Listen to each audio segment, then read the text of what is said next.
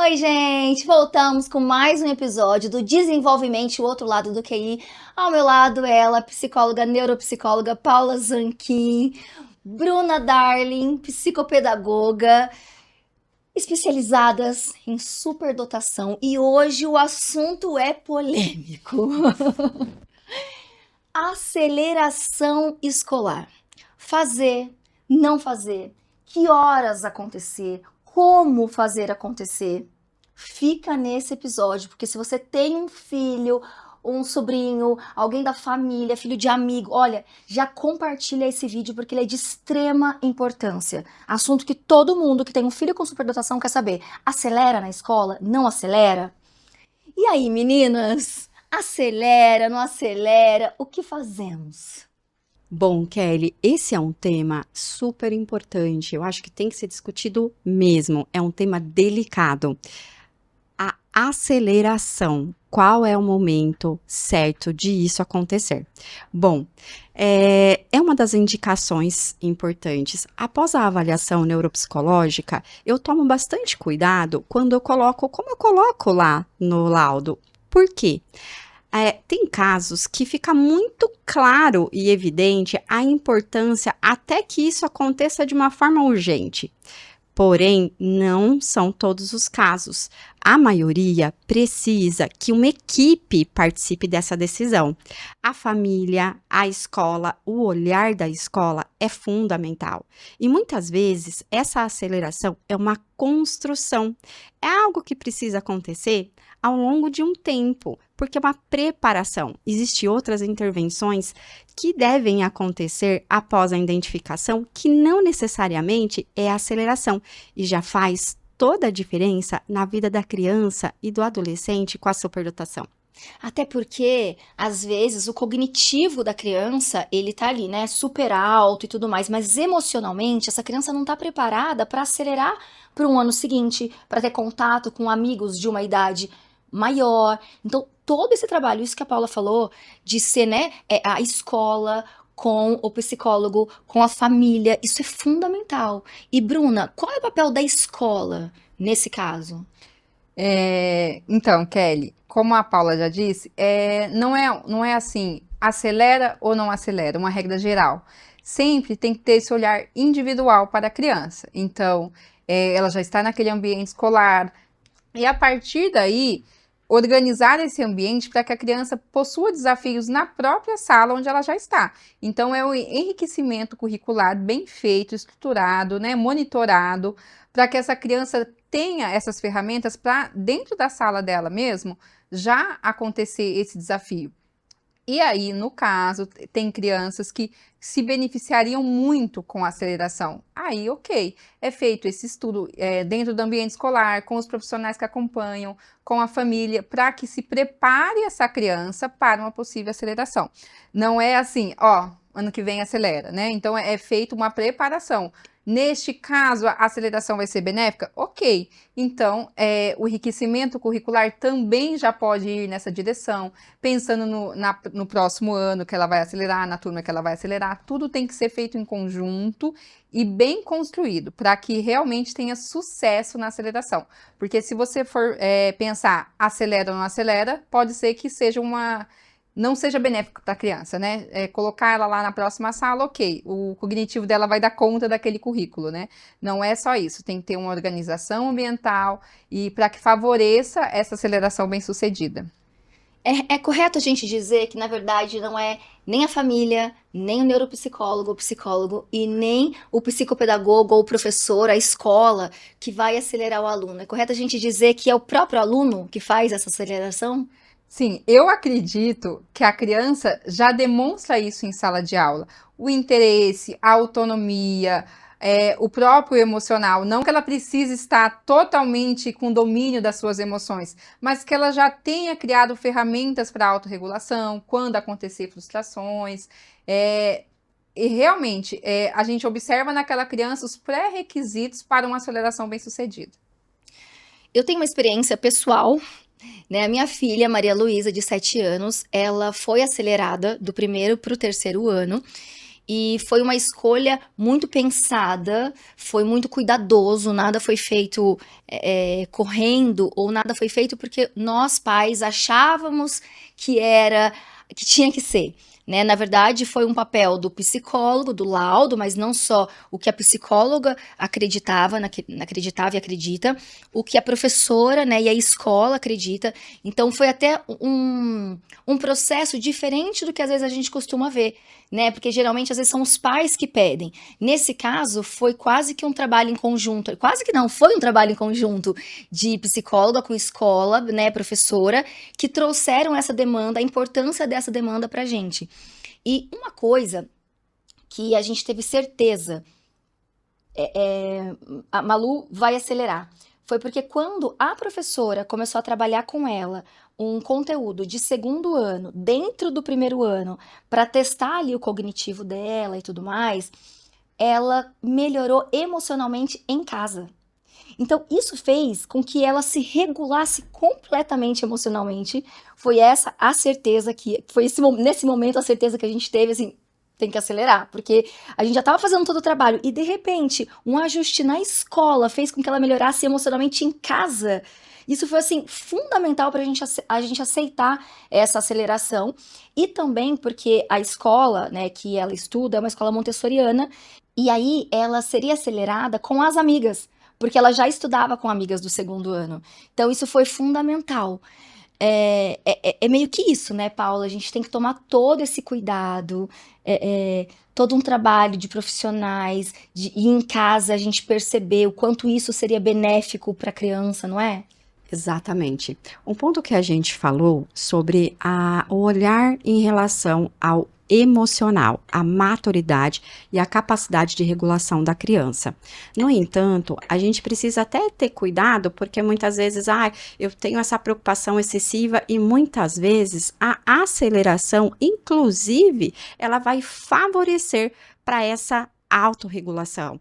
E a criança, com a superdotação, ela tem uma certa facilidade de se relacionar com pessoas acima da sua idade. Então, em alguns casos, isso é comum. A gente precisa, então, ter esse certo cuidado, porque muitas vezes existe essa preocupação quanto o que vai ser com crianças que são mais velhas, como é que vai ser, vai dar conta emocionalmente. Cada criança precisa ser vista de uma forma única, individual, principalmente para esse tipo de decisão. E após a aceleração, existe um trabalho que vai ser realizado que vai favorecer a integração dessa criança com esse grupo que tem uma faixa etária um pouquinho acima. E o quanto essa aceleração acaba impactando e melhorando a autoestima, a autorregulação, os processos aí de humor e emocionais. Então, o quanto, em alguns casos, se faz muito necessário aí a aceleração. Uma coisa que a Paula acabou de falar é que ela falou sobre, assim, muitas vezes fala, a criança não vai conseguir lidar com os pares de maior idade. Mas nós temos que diferenciar o comportamento da maturidade.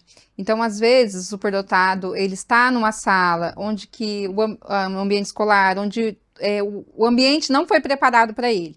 Então, ele vai emitir alguns comportamentos que aparentemente parecem maturidade. Então, parece que ele está ali tendo um comportamento muito mais aquém à faixa etária dele. Mas se você coloca ajustes de ferramentas, do ambiente mesmo, desafio cognitivo, você vê essa redução de comportamento problema no superdotado.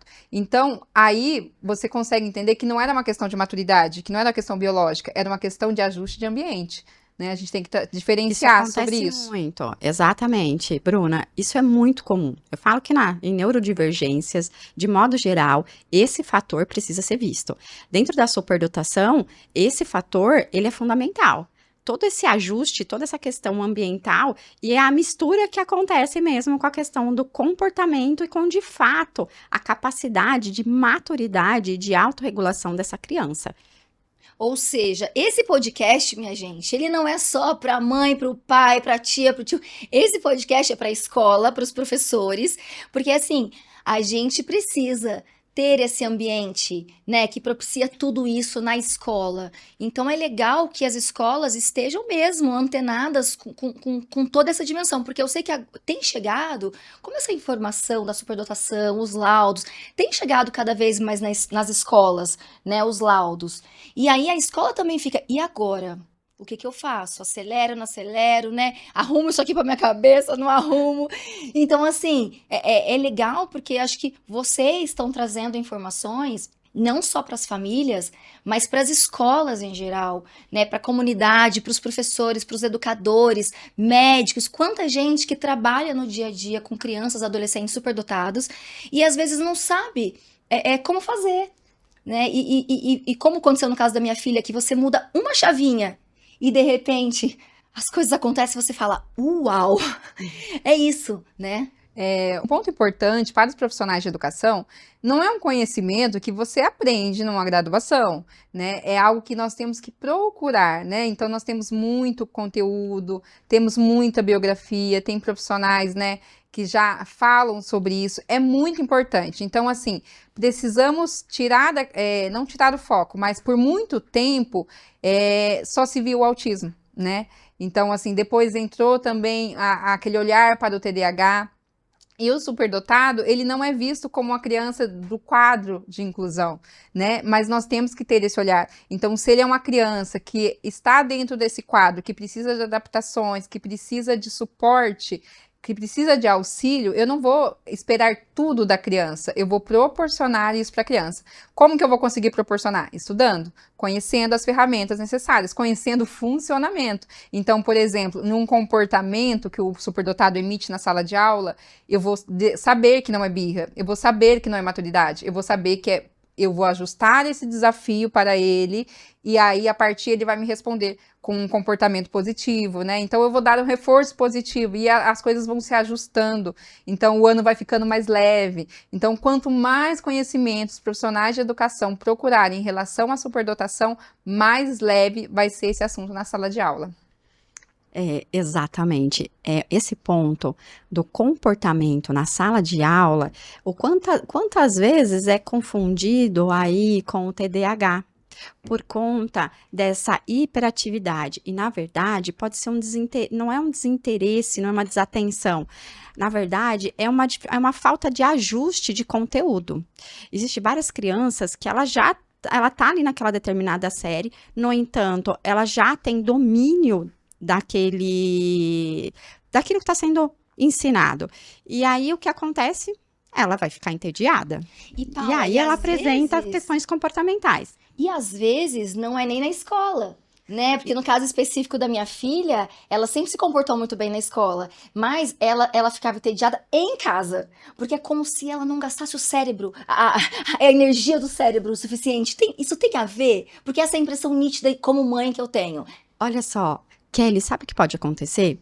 Tem crianças que ela não vai apresentar problemas nenhum na sala de aula. É até aquela criança que fala assim, os pais vão na escola, nossa, é outra criança, né? Não a minha. Isso. Porque em casa que ela vai colocar toda essa energia. E pode ser que seja uma criança que até apresente o comportamento aí explosivo, porque parece que ela vai guardando, eu até brinco, quer encher no balão até que explode. Passou o dia tentando ser perfeito ali, né, na escola e tal, e quando chega em casa, aqui eu posso estourar a hora que eu quero, né, e às vezes os pais não entendem o funcionamento em casa, começam a achar que a culpa é deles, as mães, né, começam a achar, quantas vezes eu pensei, é minha culpa, é minha culpa, é minha culpa, é minha culpa. Só que daí você vai descobrir que não, que é um funcionamento que é uma chavinha que você muda lá na escola, de repente muda em casa também, é louco isso. E olha só, você falando aí da família em casa, e quando a criança começa a apresentar esses problemas de comportamento, o quanto ela acaba sendo corrigida, pode ser que ela seja punida, e na verdade ela está em sofrimento. Olha o quanto uma coisa acaba impactando na outra, por isso que é tão importante esse olhar. Um ponto importante também que tem que ser falado é que, assim, o ponto de partida para lidar com o superdotado não é olhar o cognitivo, não é preparar atividades, nada disso, é o vínculo e o afeto. Então, ele precisa dessa segurança emocional dentro de um ambiente para ele poder ser quem ele é. Então, esse mascaramento, normalmente, ele vai acontecer quando ele não está seguro para mostrar quem ele é. Então, assim, você que está, profissional da educação, que está convivendo diariamente com essa criança, precisa demonstrar que ele está seguro. Você pode ser quem você é, independente do que você vai mostrar para mim, né? Então, assim, isso não é falado na forma verbal, é mostrado no gesto, né? No dia a dia. Então, quando o seu corpo, e isso entra aí na sensibilidade superdotado, todas as crianças de inclusão neurodivergentes têm isso. Você não precisa falar, eu gosto de você, eu não gosto de você. Pela sensibilidade dela, ela sente isso. Então, se você demonstra que você está interessado em dar o melhor para essa criança, ele vai baixar a guarda e aí ele consegue ser quem ele é. Então, você consegue identificar o que é do cognitivo, o que é comportamento, o que é imaturidade, o que é falta de segurança emocional. Então, às vezes, tem crianças que estão ali em casa sofrendo, na escola não. E quando você dá esse vínculo, esse afeto bem construído, ela cria segurança emocional. E as demais coisas você não precisa de ajuste, porque ela só precisava se sentir segura para mostrar quem ela é. Ó, Bruna, isso é tão importante. Inclusive, eu coloco no laudo, lá na parte para a escola, o quanto é importante a criança construir o vínculo com a professora, com os profissionais ali da educação. Porque desta forma é que ela consegue buscar a ajuda que ela precisa, é que ela consegue de fato se entregar ali para aquele momento, para aquela sala de aula, para a aprendizagem. Então, essa construção do vínculo para a criança, de modo geral, eu falo que para as crianças isso é muito importante e para a criança que tem a superdotação é fundamental, porque ela não consegue se sentir segura ali para ser exatamente quem ela é. E até essa segurança de garantir que se em algum momento, por conta do sensorial, por conta do barulho, ela precisar e ter uma explosão, ela não vai ficar com medo de explodir. Porque ela sabe que ali ela tem uma referência de afeto, que vai cuidar do ambiente, que vai retirar ela do ambiente, colocar no lugar mais calmo, ouvir, entender, não é... Ai, você não pode fazer isso aqui, a segurança é tudo, a segurança emocional é tudo para um superdotado. Exatamente, ela vai sentir que ela vai ser acolhida. Esse ponto de ser acolhida, para a criança com a superdotação, é algo muito importante, por conta toda essa demanda emocional, esse acolhimento faz toda a diferença. E aí, isso que a Bruna falou é fundamental. Se ela tá se sentindo acolhida, ela voa. Exatamente. Né? Não tem como, gente, não tem como. Isso é do ser humano, né? Ela voa, ela pode ser no seu potencial maior, ela pode ser quem ela veio para ser. Não é isso? E ela até consegue demonstrar, porque muitas vezes o superdotado, ele tem habilidades em diferentes áreas, né? Então, ele é criativo, gosta de desenhar, gosta de escrever, mas ele também gosta de matemática. Então, assim, se você tem todo esse universo aberto para a criança se mostrar, o próprio professor consegue identificar os interesses e fazer que esse enriquecimento curricular seja benéfico. Porque se você não sabe uma área de interesse, você acaba não atingindo ali aquilo que vai trazer o desafio, que vai fazer ela investigar, que vai fazer ela fazer uma aula inversa, né? Vai para casa, pesquisa, traz o assunto pronto para a professora para poder trabalhar com os colegas, que faz parte do enriquecimento. Então, assim, vínculo, afeto, conhecimento, segurança emocional, para que todo esse trâmite documental, aceleração, estudo de caso, PEI, tudo que faz parte do ambiente inclusivo aconteça. E o bom professor, ele entende tudo isso. E ele faz esse vínculo acontecer, não tem como. É isso. O importante é que a criança seja feliz. A gente pensar nesse emocional, para que no futuro ela não tenha que enfrentar. A gente sabe dos riscos quanto à questão de humor, ansiedade, depressão. Então, o quanto é importante que a criança se desenvolva bem emocionalmente. E aí, isso é tudo que nós pais esperamos para os nossos filhos, né? Temos que terminar. Que assunto bom, que vontade de ficar aqui com vocês, né, o dia inteiro. Continue assistindo, compartilhando. Como eu falei, esse podcast são para pais, famílias, mas também para todos os profissionais que trabalham com essas crianças. A gente está aqui de novo, até o próximo episódio, espero que a gente tenha contribuído. Deixa as suas perguntas, as suas dúvidas, verdade. compartilha.